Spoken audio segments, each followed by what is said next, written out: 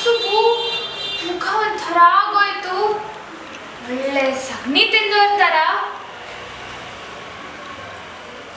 ಏನೋ ಚೂರು ಉಪ್ಪು ಕಮ್ಮಿ ಆಗಿರ್ಬೋದು, ಒಂದು ಸ್ವಲ್ಪ ಖಾರ ಜಾಸ್ತಿ ಆಗಿರ್ಬೋದು. ಅದಕ್ಕೆ ಕಾಗೆ ಥರ ಕಾವು ಕಾವು ಅಂತ ಕೂಗ್ತಾ ಇದೆಯಲ್ಲ. ನನ್ನ ಬಗ್ಗೆ ನಿನ್ಗಿನ್ನೂ ಗೊತ್ತಿಲ್ಲ ಮಗನೆ. ನಾನು ಯಾರು?